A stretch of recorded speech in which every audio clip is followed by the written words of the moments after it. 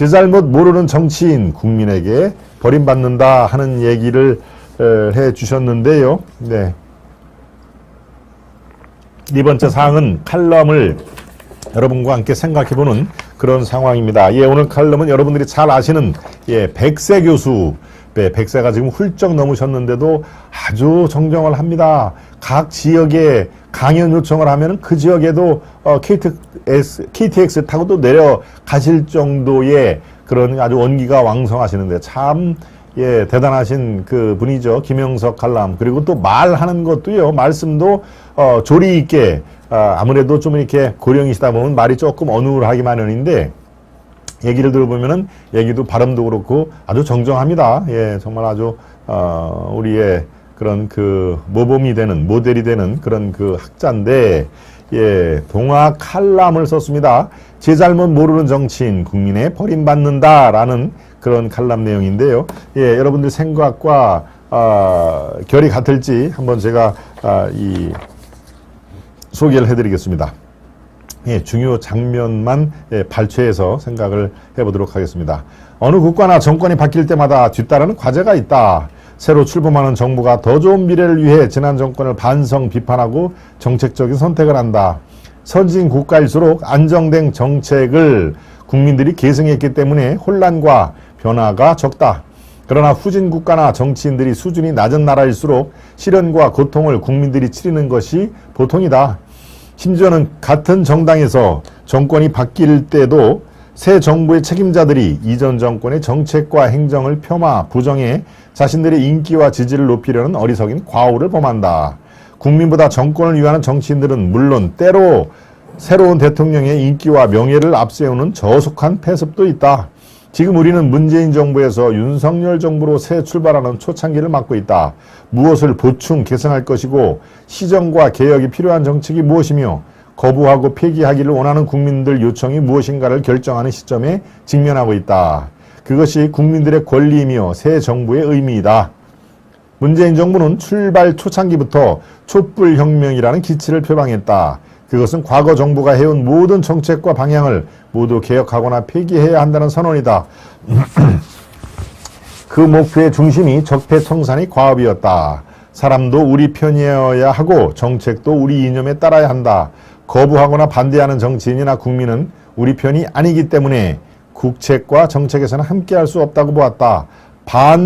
비민주적인 방향과 방법을 선결 과제로 삼았다. 물론 그런 사고는 지나치게 좁은 생각의 발상이라고 평할 수 있다. 물론 사상의 다양성은 어디에나 있는 법이다.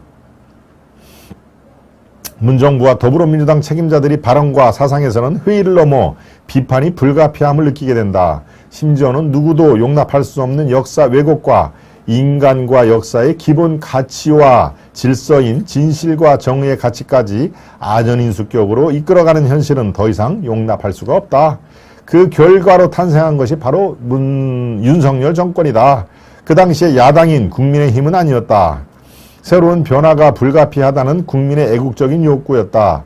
문정권과 민주당의 반성과 자중적인 자세 그리고 우리의 잘못을 인정했다면 윤 정권은 아마 태어나지 못했을 것이다. 그런 사태는 지금 민주당 안에도 계속되고 있다. 작년 말에는 언론통제법을 통과시킨다고 국내외의 우려를 자초한 측면이 있었다. 작금에는 노란봉투법 문제를 제로하는 상황이다. 예, 노란봉투법 여러분 제가 설명을 드렸죠. 지난주 김동완의 하이파이브 시간에서 바로 그렇습니다. 노란봉투라는 얘기는 쌍용 자동차의 이 불법 파업에 대한 해고를 당한 그런 해고 노동자들을 지원하는 지원금을 노란봉투에 담아서 이제 이렇게 기금을 모은 그 사례가 바로 노란봉투법이라는 얘기를 드렸죠. 예, 박정희 대통령은 자신이 공산주의를 체험했기 때문에 노조를 억압했다. 좌파 노조는 정권을 쟁취할지까지 파업을 계속하지만 정권을 장악한 후에는 절대로 파업하지 않는다는 사실을 알고 있었기 때문이다. 영국의 대처 총리는 노조의 권한을 축소시키지 못하면 경제성장이 불가능하다는 현실을 타개하기 위해 노조 약화 정책을 감행해 영국 경제를 급기야 회복시켰다. 여러분들이 잘 아는 영국 대처 수상의 스토리입니다.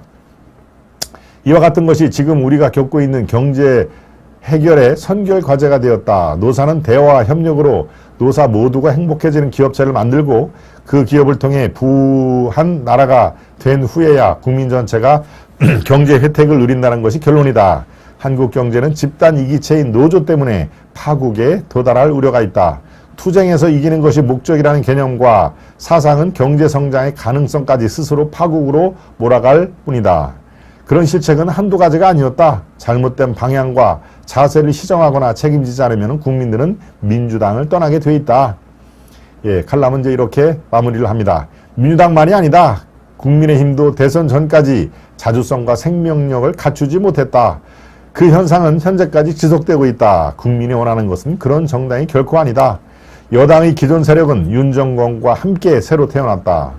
국민의힘은 미랄이 땅에 떨어져 썩어서 새로운 열매를 맺는 변화를 감당해야 한다. 개인의 이권이나 권력의 희생이 있어야 정당으로서의 기능을 되찾을 수 있다. 정권을 위한 정당을 넘어 국민을 위해 미래를 개척할 수 있어야 한다. 윤 정권은 그 모범을 보여주는 선구자가 되기를 바란다. 그런 대통령과 뜻을 함께하는 정치인과 국민이 대한민국의 주인이 돼야 한다. 라고 칼럼은 마무리를 졌습니다. 네. 제 잘못을 모르는 정치인, 결국 국민에게 버림을 받을 수가 없다라고 하는, 지금 민주당 얘기를 주로 했습니다만 국민의힘도 예외가 아니다. 자기 잘못을 반성을 하고 똑같은 실수를 되풀이하는 그런 정치인에게 국민은 대한민국의 미래를 맡기지 않는다 하는 얘기입니다. 네. 세상에서 이렇게 수준 낮은 정치인들이 있을까요? 국민들이 정신 차려야 합니다. 예, 김나영님, 김대선님, KH님, 김가덕님. 국회를 해산해야 하고 무보수 명예적으로 민간이 선관위, 선관위도 해체해야 됩니다. 우리 김가덕님이 말씀을 주셨네요. 예, 네 번째 우리 김영석 칼럼을 소개를 해드렸습니다.